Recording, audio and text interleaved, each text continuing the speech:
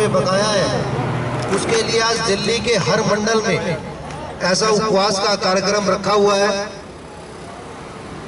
मेरा कहना है कि केजरीवाल जी अब नींद से जागो और देखो कि दिल्ली नगर निगम के जितने भी हमारे कर्मचारी हैं वो कितने आहत हैं, जो अपने काम के लिए तो दिन प्रतिदिन सुबह से शाम लगे हुए हैं, लेकिन उनकी जो घर का खर्चा नहीं चल पा रहा है, उसका एक कारण दिल्ली सरकार है। क्योंकि दिल्ली सरकार के 6 साल का ये बकाया इकट्ठा हो गया, आज 13,000 करोड़ रुपए हो गया है। ये 13,000 करोड़ रुपए इतनी छोटी रकम नहीं है जो कि इसको दिल्ली सरकार अनदेखा करे।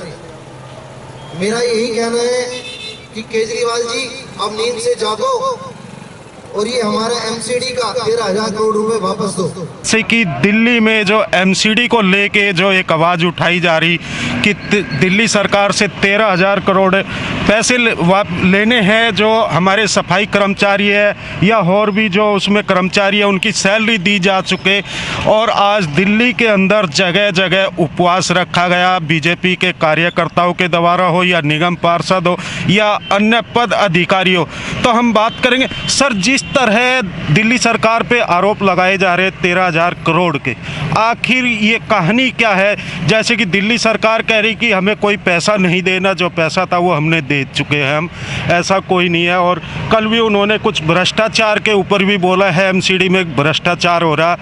तो क्या इस तरह जो सफाई कर्मचारी है उनके साथ जो एक वो कहते हैं ना, गेंद एक इधर जा रही है एक उधर जा रही, मगर जो सफाई कर्मचारी बेचारे बीच में पिसते जा रहे। देखिए, मैं आपको 6 साल पहले की बात बताता हूं, जब शीला दीक्षित जी दिल्ली के अंदर शासन करती थी। और आपको याद भी होगा, केंद्र के अंदर भारतीय जनता पार्टी की सरकार थी और दिल्ली में शीला दीक्षित जी की सरकार थी। आपको याद होगा, इस तरह की कोई स्थिति, कोई रुकावट, कोई बाधा दिल्ली के विकास में कभी उत्पन्न नहीं हुई। आखिर में ये 6 साल के अंदर बाधा उत्पन्न क्यों हुई? सबसे बड़ी बात यह है कि आप सब जानते हैं, निगम को चलाने की जिम्मेदारी दिल्ली सरकार की है। दिल्ली सरकार के द्वारा बहुत अधिक मात्रा में फंड जो होता है लोकल बॉडीज़ को प्रोवाइड किया जाता है। मैं आपको बताना चाहता हूं कि 4 तरह के कर्मचारी हमारे पास हैं। एक वो कर्मचारी जो दिल्ली सरकार के प्राइमरी स्कूलों में काम करते हैं। जो प्राइमरी स्कूलों में काम करते हैं, आप सब जानते हैं, उनको कोरोना के दौरान भी ड्यूटी पर लगाया गया। घर घर जाके सर्वे किया गया और राशन को वितरित करने का कार्य भी दिया गया। वो फ्रंट लाइन वॉलंटियर के रूप में उन्होंने काम किया, लेकिन आज उनको तनख्वाह प्राप्त नहीं हो रही। दूसरी ओर सफाई कर्मचारी जो घर घर से कूड़ा उठाते हैं, लोगों की गंदगी उठाते हैं, और उसके साथ साथ जो कोरोना संक्रमित व्यक्ति है उसके घर का भी कूड़ा उठाते हैं। हर साल 250 करोड़ रुपए कूड़ा उठाने की तनख्वाह के रूप में देना होता है, लेकिन दिल्ली सरकार इस बात से बिल्कुल उनके कान पर जूं नहीं रेंग रही कि उनकी तनख्वाह नहीं मिलेगी तो दिल्ली जो है कूड़े का ढेर बन जाएगी। तीसरा डीवीसी के कर्मचारी हैं जो घर घर में जाकर कूलर चेक करते हैं, पानी चेक करते हैं, लेकिन उनकी तनख्वाह भी बिल्कुल दी नहीं जा रही। मेरा केवल इतना कहना है, जो डॉक्टर, जो नर्सिस हमारे यहाँ जो काम कर रहे हैं उनकी तनख्वाह नहीं दी जा रही, और एक तरह से दिल्ली को आप पंगु बनाने का काम कर रहे हैं। लेकिन मेरा केवल इतना कहना है कि आप विज्ञापन पे पैसा खर्च ना करके दिल्ली के इन कर्मचारियों को पैसा दिया जाए। दूसरा पक्ष, आपने कहा कि 2500 करोड़ रुपए का उन्होंने घोटाले का आरोप हमारी जो नॉर्थ एमसीडी उस पर लगाया। मैं तो केवल इतना कहना चाहता हूँ, यदि आपको लगता है ये घोटाला है तो आप सीबीआई को लिखें, आप एंटी करप्शन ब्यूरो को लिखें। आप झूठ का एक पिटारा है, क्योंकि आप जानते हैं जब दिल्ली में सरकार बनी थी केजरीवाल की, केवल झूठ के ऊपर बनी थी। अपने बेटे की झूठी कसम खाकर उन्होंने सरकार बनाई थी, और इसी कारण से बाद में उन्होंने हमारे नितिन गडकरी जी पर, रविशंकर प्रसाद जी पर, जावड़ेकर जी पर, सभी मंत्रियों पर उन्होंने झूठे आरोप लगाए थे, और रमेश बिधूड़ी सांसद के ऊपर तो आखिर में आके उन्होंने कोर्ट में जाकर यह माफ़ी मांगी कि मैंने जो आरोप लगाए थे वो झूठे आरोप लगाए थे।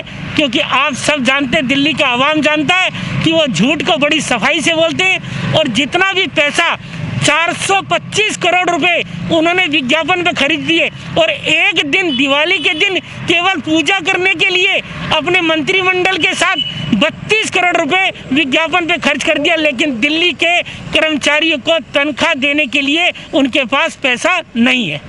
सर अगर हम बात करें जो उपवास है, जैसे जब दिल्ली के मुख्यमंत्री उससे पहले भी वे बार बार अनशन पे बैठते थे या उपवास पे बैठते थे, और आज मैं देख रहा कि जो बीजेपी के बड़े बड़े कार्यकर्ता हैं वे भी आज शायद उसी की भाषा में जगह जगह उपवास पे बैठे हुए। नहीं, क्या उसी का जवाब उसी नहीं, वो उपवास में कभी नहीं बैठते थे, वो तो उपवास पे बैठ ही नहीं सकते।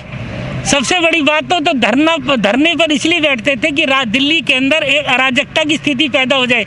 शायद आपके चैनल के माध्यम से भी आपने भी देखा होगा 26 जनवरी के दिन वो राजपथ के ऊपर धरने के ऊपर बैठ गए कि दिल्ली के अंदर अव्यवस्था हो जाए, लेकिन हमारा उपवास हर मंडल के अंदर है, किसी तरह से किसी प्रकार की कोई शांति भंग ना हो।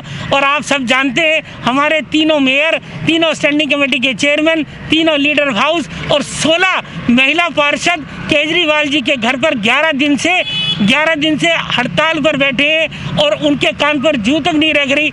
आज उन्होंने अनशन चालू कर दिया है और उसी को देखते हुए हम ये जानना चाहते हैं कि हम सभी मंडलों में सभी कार्यकर्ता उपवास पर बैठे हैं कि कार्यकर्ता उपवास पर बैठने के बाद ये जान सके दिल्ली के मुख्यमंत्री कि दिल्ली का पैसा उनको देना चाहिए, क्योंकि दिल्ली की जो सफाई व्यवस्था है, दिल्ली की जो डेंगू व्यवस्था है वो चरमरा गई है। क्या दिल्ली के मुख्यमंत्री की आंखें खुलेंगी?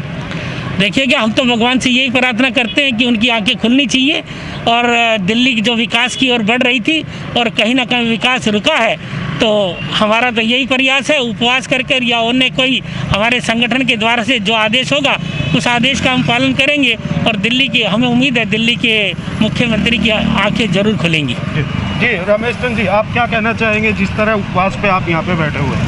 मैं सभी को यही कहना चाहता हूँ कि जो हम उपवास के जो हमारी पूरी दिल्ली के अंदर चला हुआ है, ये केजरीवाल जी जो नींद में सोए हुए हैं, ये कभी भी ना तो उठे हैं ना उठ रहेंगे, क्योंकि इससे पहले भी जनता को लोकपाल बिल के बारे में जानकारी देते हुए भाई मेरे पास इतने पेज का मेरे पास ये है, मैं ये लेके आऊँगा, ये हमेशा झूठा वादा करता रहा है और ना ही ये सबक सीखने वाला। जब तक जनता आप भी झूठ बोल रहा कि मैंने एमसीडी को सभी पैसे दे दिए। कौन अभी झूठ बोल रहा है? सरेआम झूठ बोल रहा है। ये दिए नहीं दे देते तो हमें इतनी परेशानी क्यों होती है? जो हमारे जो कर्मचारी हैं या और हैं, हमें परेशानी उठाने की फायदा। उपवास पे नहीं बैठना पड़ता? हाँ, कोई बैठना नहीं पड़ता। मैं आज उपवास पे जगह जगह बीजेपी के कार्यकर्ता हो, निगम पार्षद हो या और भी पदाधिकारी हो, दिल्ली के हर वार्डों में जगह जगह बैठे हुए हैं और दिल्ली सरकार से एक ही आवाज़ है 13,000 करोड़ रुपए दो। देखो, केजरीवाल जो है पिछले कई सालों से एमसीडी का बकाया नहीं दे रहा। उसकी अब मनसा ये है कि भाई मैं एमसीडी को कैसे फेल करूं। जब वो पैसा ही नहीं देगा तो कर्मचारियों को, डॉक्टरों को, स्कूलों के टीचरों को, बच्चों को खाने के लिए पैसा नहीं देगा तो कहाँ से काम चलेगा? मगर वो तो कहता है कि मैं सभी पैसा दे रहा हूँ और पहले से भी ज़्यादा बजट दे रहा है। अगर कितनी सच्चाई इसमें? अगर वो पैसा दे रहा होता तो आज जगह जगह हर मंडल में भारतीय जनता पार्टी के कार्यकर्ता ऐसे सड़कों पर नहीं बैठे होते।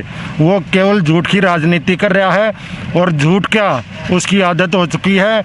उसने झूठ बोलने के ऊपर पूरा वर्ल्ड रिकॉर्ड और पूरी हर जगह जमानत जब्त अपनी झूठ की वजह से ही वो करवा चुका है। Like, share and comment. To subscribe this channel, please press the bell icon.